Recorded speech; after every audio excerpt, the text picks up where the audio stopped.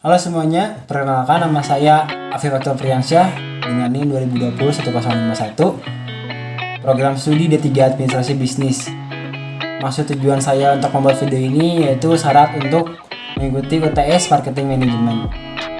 Kita lanjut soal yang pertama. Apa yang dimaksud dengan pemasaran? Pemasaran adalah strategi bisnis yang mengacu pada aktivitas yang dilakukan perusahaan untuk mempromosikan penjualan suatu produk di perusahaan tersebut. Pemasaran adalah mencakup periklanan, penjualan dan pengiriman produk kepada konsumen atau bisnis lain.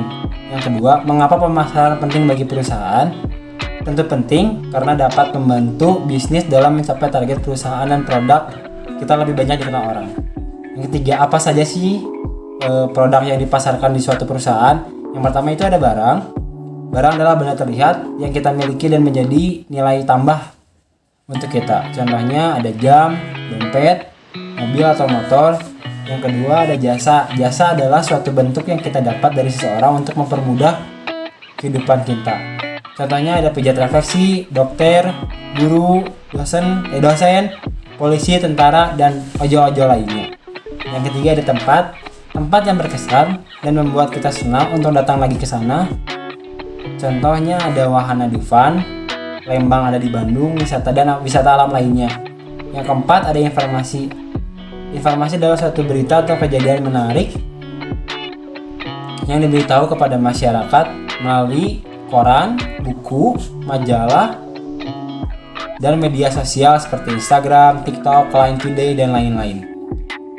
Yang kelima ada event atau acara. Suatu acara yang dilakukan untuk mempromosikan atau mengenal kepada orang banyak. Contohnya ada Olimpiade, fashion show, Piala Dunia, festival musik, dan lain-lain. Yang ketujuh ada orang. Orang yaitu suatu individu yang hidup yang dimaksud menghasilkan atau dapat dipasarkan. Contohnya ada businessman, model, selebgram, artis atau aktor. Yang kedelapan ada organisasi, yaitu suatu lembaga atau sekumpulan yang mempunyai tujuan yang sama dan jelas. Contohnya ada Wikipedia, TikTok, IO, dan lainnya. Yang kesembilan ada ide. Setiap penawaran pasar mengandung sebuah ide atau gagasan dasar seperti jual, buy one get one, diskon atau cashback, dan lain-lain. Selanjutnya ada pengalaman, bagaimana menciptakan suatu pengalaman bagi penggunanya tentang keindahan, kemudahan, serta kecanggihan. Contoh itu dari produk Apple. Yang terakhir ada properti. Properti adalah hak kepemilikan tak berwujud, baik benda nyata ataupun tidak nyata. Contohnya itu ada rumah, kosan, kontrakan. Kalau di saham ada emas, batu bara, dan trading lainnya.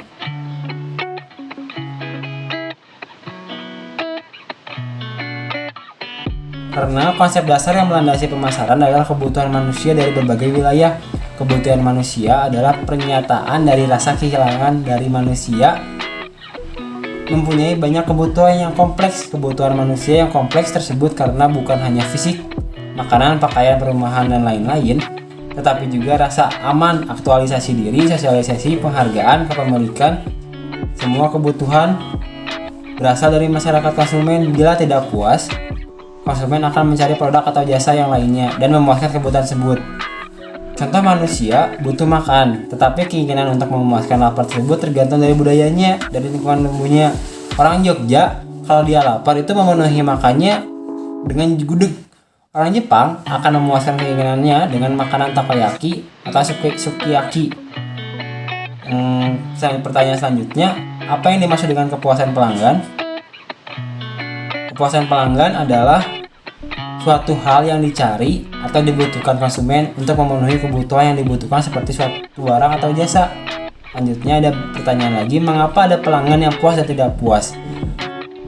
Mengapa? Karena selera konsumen itu tentunya sangat berbeda. Kemudian perusahaan lah harusnya paham terkait faktor-faktor apa saja yang menyebabkan konsumen puas atau tidak puas. Promosi yang dilakukan biasanya masih menggunakan cara konvensional dan perubahan perilaku besar yang terkadang sangat cepat. Berikan contoh kepuasan dan ketidakpuasan pelanggan dalam kehidupan saya.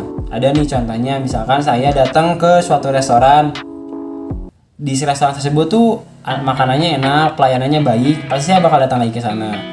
Kalau pelayanan yang buruk, ya saya tidak puas, saya tidak akan datang ke sana lagi, malah saya akan bilang kepada teman-teman saya jangan datang ke restoran tersebut karena pelayanannya jelek dan makanannya tidak enak. Pertanyaan selanjutnya, apa yang dimaksud dengan perilaku konsumen? Perilaku konsumen adalah tindakan yang dilakukan oleh konsumen guna mencapai dan memenuhi kebutuhannya, baik untuk menggunakan, mengkonsumsi maupun menghabiskan barang atau jasa, termasuk proses keputusan yang mendahului dan keputusan yang menyusul. Selain itu, tindakan yang langsung terlibat dalam pemerolehan, pengonsumsian dan penghabisan atau produk dan jasa, termasuk proses yang mendahului dan menyusul tindakan. Mengapa peranan status seseorang berpengaruh terhadap pola konsumsinya? Sangat berpengaruh. Peranan status seorang selalu berkaitan dengan upaya untuk membuat dia eksis dalam cara tertentu dan berbeda dari kelompok lain. Di sini ada suatu perilaku konsumsi yang merupakan dampak dari perkembangan zaman, di mana individu melalui rasa ketidakpuasan atau gaya hidup yang tinggi dan lebih mengikuti rasa gengsinya. Contohnya, buruh dia meminta demo untuk menaikkan upah, sedangkan dia sendiri mempunyai motor Ninja yang seharga 35 juta, kan tidak make sense. Yang pertanyaan selanjutnya, mengapa usia dan tahap siklus hidup seseorang berpengaruh terhadap pola konsumsinya? Umur dan tahap daur hidup orang itu mengubah barang dan jasa yang mereka beli selama masa hidupnya. Selera akan makanan, pakaian, perabot, dan rekreasi seringkali berhubungan dengan unsur membeli dan dibentuk oleh tahap daur hidup keluarga. Tahap-tahap yang mungkin dilalui oleh keluarga sesuai dengan kedewasaannya, contohnya remaja yang emosionalnya masih labil, memiliki konsumsi yang sangat pesat sehingga apa saja yang menjadi tren harus dilakukan atau dimiliki.